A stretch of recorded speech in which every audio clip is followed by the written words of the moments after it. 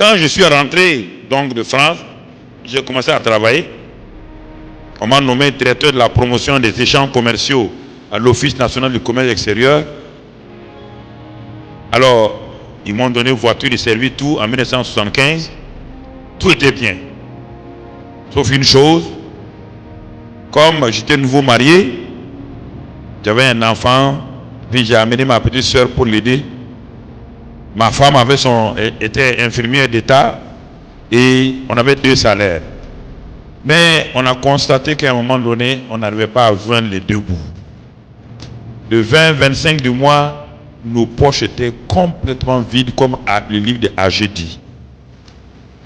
Il dit que le salaire qu'on met dans notre poche là, c'est comme Dieu a mis un trou, ça tombe. Ça c'est dans le livre AG. Note ça, tu vas voir. Et Dieu dit qu'il souffle sur ton salaire, tu t'assois, tu prends ton bic, tu fais les calculs, tu ne vois pas où c'est rentré. C'est pas ça mon ami? Hé, tu es là non? Tu dis je ne sais même pas où mon argent est parti. Écoute-moi, écoute mon témoignage. Tu es jeune cadre. Mais ça n'allait pas. Donc j'ai dit mais qu'est-ce qu'on va faire? On a commencé à prier, jeûner, rien. Un jour, un chef de chorale de l'église Assemblée de Dieu de Gounguin vient chez moi. Il s'appelle Timothée. Il vient chez moi avec un livret que les missionnaires avaient fait, un livret de témoignages à l'époque sur tous ceux qui sont dans les Assemblées de Dieu, sur ceux qui obéissent à la dîme des offrandes. Et il y avait des témoignages vraiment extraordinaires. Il vient avec le livret là. Quand il voulait partir, j'ai dit Timothée, donne-moi ton livre, je vais voir. Quand j'ai ouvert le premier témoignage que j'ai lu, j'ai eu la chair de poule. Ce témoignage-là, c'était un pêcheur d'une région qu'on appelle Kaya au Burkina. Il a un barrage là-bas, il fait de la pêche. C'est un chrétien de l'église. Il avait beaucoup d'argent. Mais pour les dîmes et les offrandes, là, quand ça arrive, on dirait qu'il est enterré. Il ne donne rien. Et comme il ne voulait pas donner, il croit que c'est le pasteur qui est derrière son argent. Il a décidé d'aller en Côte d'Ivoire pour faire la pêche. Il veut quitter le Burkina. Il arrive à la gare de Ouaga. Il prend son billet de train. Et en ce temps, les chefs de gare sifflaient 3 fois. Quand on fait prrr, il faut dire aux voyageurs, préparez-vous. Le deuxième sifflet, ça veut dire entrez là-dedans, dans les wagons. Troisième sifflet, c'est pour dire maintenant, le train s'en va. On a fait le premier sifflet. Les gens se sont préparés. Les gens sont rentrés. Cet homme-là, au troisième sifflet, il avait son ticket en main. Il a voulu entrer dans le train.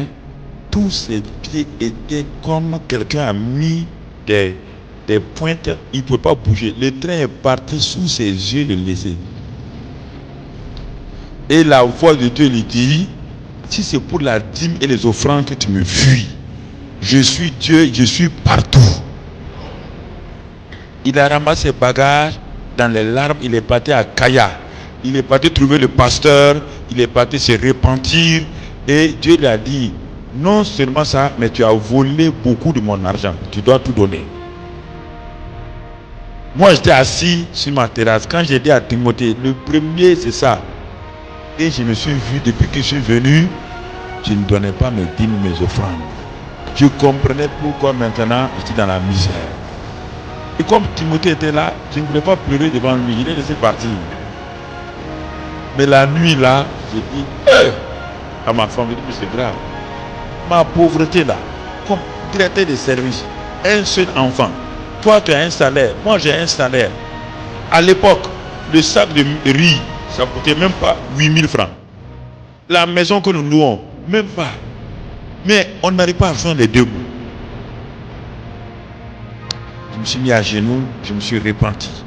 Je dis, Seigneur, je vais être honnête avec toi. Je t'ai volé et la malédiction est venue sur ma maison.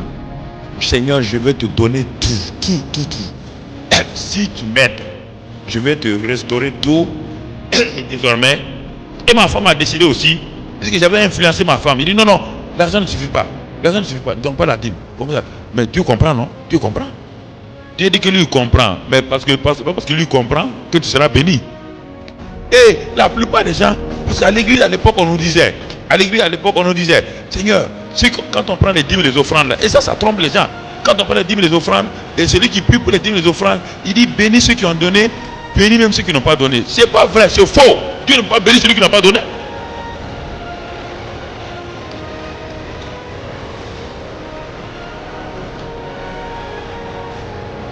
Comment Dieu va bénir celui qui a donné et va bénir celui qui n'a pas donné? Et les gens aiment ça, dire Amen, Amen, Amen. C'est pas vrai, hein? On te trompe.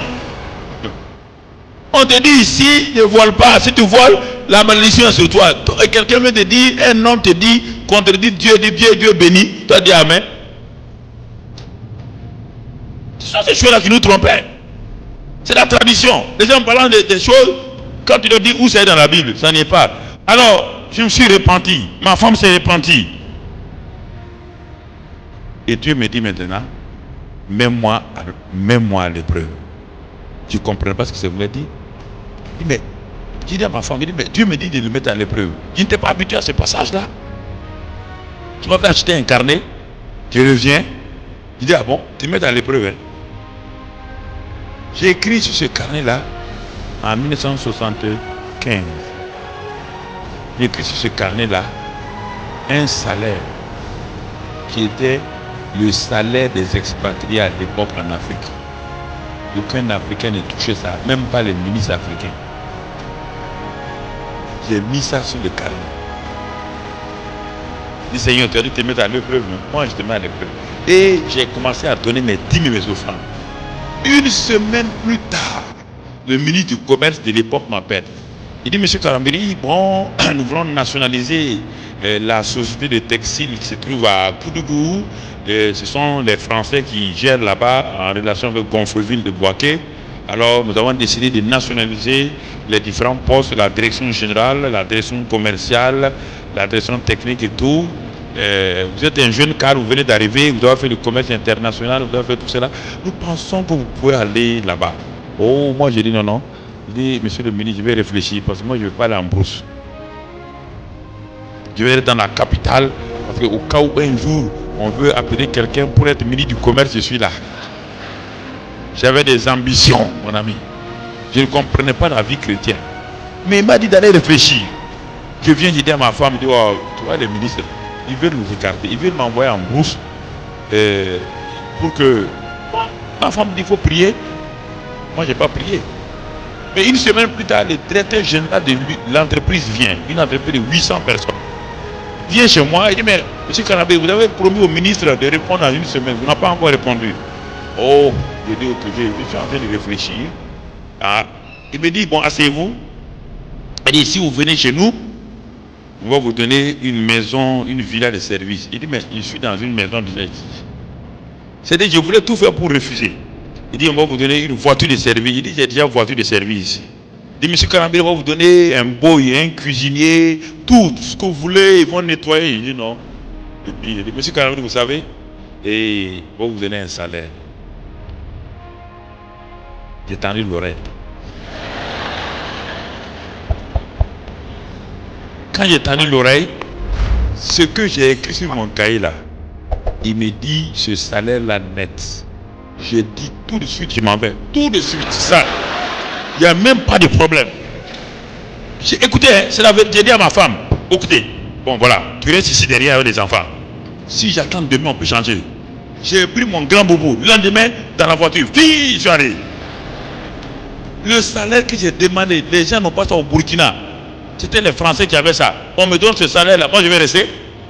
C'est là que Dieu m'a dit, alors ce que je t'ai dit, mets-moi ainsi là, saute là, et tu verras si je ne veux pas sur toi les écrits les cieux. C'est depuis ce moment-là, Dieu savait ce qu'il allait faire. C'est dans cette ville de Koudougou où je suis allé là, que Dieu m'a donné le ministère que j'ai aujourd'hui. C'est dans cette ville-là que Dieu a commencé à m'enseigner beaucoup de choses pendant 6 années où j'ai exercé là-bas, avant que Dieu me ramène dans la capitale maintenant d'une manière extraordinaire. Alors mon ami, les dîmes et les offrandes te créent des problèmes à toi. Tu peux discuter, tu peux insulter, tu peux dire que ce n'est pas vrai, ça te regarde, ça bloque et le ciel est fermé sur ta vie. Donc la loi des dîmes et des offrandes, ce n'est pas une loi de l'Ancien Testament désuète, c'est une loi, un principe de Dieu qui va t'amener à aller de l'avant.